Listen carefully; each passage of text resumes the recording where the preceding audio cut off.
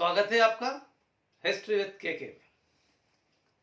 अभी हम लोग एक सीरीज जो पूरी पढ़ रहे हैं वो यूरोपीय स्थापत्य कला के बारे में, विभिन्न शैलियां जो यूरोप में थी स्थापत्य कला की, उनके बारे में पढ़ रहे हैं। 4-5 शैलियां हम पढ़ चुके हैं।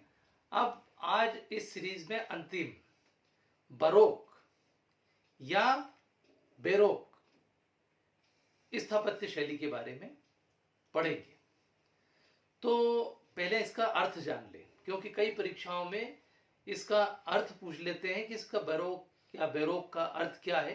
तो इसका शाब्दिक जो अर्थ होता है वो होता है भड़कीला या विचित्र, परंतु यहाँ इसका जो अर्थ लिया है वो एक अनियमित आकार का मोती, यानी कि यहाँ पर बेरोक या बराक का जो अर्थ है वो है अनियमित आकार का मोती, या सिर्फ मोती भी कहेंगे तो चल जाएगा। अब ये बरोक या बेरोक स्थापत्य कला क्या थी?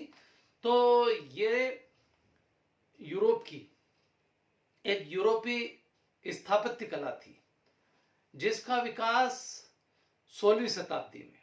अब कोई पूछ ले कि इसका विकास कब हुआ, तो हम कहेंगे कि 16वीं शताब्दी में इटली के रोम, कहाँ हुआ ये भी प्रश्न पूछा जा सकता है। तो इटली के रोम में इस कला का विकास सबसे पहले हुआ 16वीं शताब्दी में। बाद में यह 17वीं और 18वीं शताब्दी में यूरोप के बाकी शहरों में या बाकी यूरोप में फैल गई। अब इसमें क्या खास बात है? तो इसमें नाटकीयता, भव्यता, अलंकरण, उत्तेजना और शक्ति प्रदर्शन पर बहुत ज्यादा जोर दिया गया। तो इसके आधार पर इसकी कुछ विशेषताएं बनती है जिनको हम जान लें। क्योंकि यहां तक तो समझ में आ गया कि बरोक क्या है, बराक कला का विकास कहाँ हुआ, स्थापत्य शैली थी और इसका विकास कहाँ हुआ, फिर कैसे यूरोप में फैली, यहाँ तक हमने जान लिया। अब इसकी कुछ विशेषताओं के बारे में अपन पढ़े, जैसा मैंने और शैलियों में भी बताया था। तो इसकी जो पहली विशेषता है, क्या अंतर दिखता है, तो वो है पहली इसकी घुमावदार आकृति। बहुत सी शैलियां ऐसी थी जिनमें सीधी सीधी रेखाओं में स्थापत्य कला, जो भवन का निर्माण होता था, होटलों का या बड़े बड़े महलों का, तो वो एक सीधी रेखाओं में भी होता था। लेकिन यहाँ पर क्या किया, इसमें जो रचनाएं हैं या जो निर्माण हुआ है उसमें सीधी रेखाओं में निर्माण ना होकर के अंडाकार, उत्तल, अवतल, इस तरह की आकृतियां हैं। इस तरह की आकृतियों में भवनों का निर्माण हुआ है। तो पहली विशेषता है इसकी घुमावदार आकृति। दूसरा है इसका अलंकरण एवं भव्यता। सारे जितने भी भवन इस समय के बने हैं उनमें ज्यादातर में संगमरमर का प्रयोग हुआ। इसके अलावा जो निर्माण किया गया, जैसे पिलर वगैरह है, तो उनमें सोने की परत लगाई गई, सोने की परत बनाई और रंग बिरंगे भित्ति चित्र बनाए गए। बहुत उसके आसपास भव्य मूर्तियों का निर्माण भी किया गया। तीसरी जो विशेषता है वो है भ्रम पैदा करना, यानी कि जो निर्माण किया गया वो इस तरह का किया गया ताकि जो भवन है उसको देख करके और एक भ्रम की स्थिति निर्मित हो। महाभारत काल में भी इस तरह का हमें देखने को मिलता है। जब दुर्योधन जाता है तो वो देखता है कि जिस भवन में गया है वहां इस तरह का विस्मय या भ्रम पैदा करने वाला भवन बनाया गया था। तो भ्रम पैदा करने वाले वो भवन है, यानी उनकी छत पर इस तरह का अलंकरण किया गया कि यदि ऊपर छत की ओर हम देखें तो वो छत ऐसा प्रतीत होगा मानो छत है ही नहीं, और सीधा वहां हमें स्वर्ग नजर आ रहा है, सीधा स्वर्ग दिख रहा है।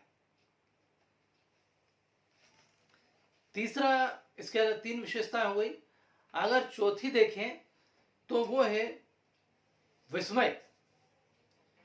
इमारतें ऐसी बनाई गई कि देखने वाले को विस्मय की भावना पैदा हो, माने उसको आश्चर्य लगे, उसको देख करके विस्मय लगे।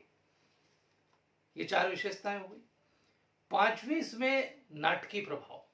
अब ये नाटकीय प्रभाव कैसे देखने को मिला भाई? तेज प्रकाश, भवन के अंदर तेज प्रकाश किसी भी तरह से, या शेडो, छाया, इनके द्वारा उसमें नाटकीय प्रभाव पैदा करने की कोशिश की गई। एक आखिरी विशेषता अगर इसकी ओर देखें तो वो है रंगों का प्रभाव।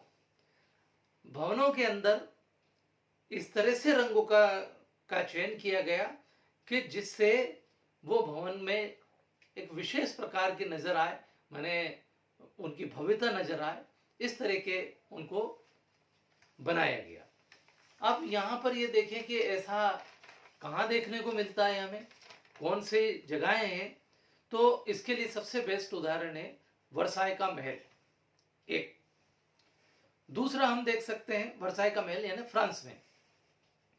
दूसरा हम देखें तो सेंट पीटर स्क्वायर, ये रोम इटली में। तीसरा हम सेंट पॉल कैथेड्रल लंदन में। ज्विंगर पैलेस, ये जर्मनी में। Royal palace of Madrid, Spain में। ये कुछ उदाहरण हैं जहां हमें इस कला में बनाए हुए भवन देखने को मिलते हैं। अब नवजागरण के काल की कला के कारण, नवजागरण में क्योंकि कला के मामले में सरलता आई, जिस कारण से ऐसी बहुत सी दूसरी जो यूरोपीय स्थापत्य कला थी वो धीरे धीरे वो नवजागरण की कलाओं में समाहित हो गई। लेकिन उस समय के जो भवन बनाए गए वो अपने आप में एक विशेषता लिए हुए हैं। तो आशा है मेरे आज की इस वीडियो से आपको यूरोप की बरोक या बैरोक कला के बारे में पूरी जानकारी मिल गई होगी।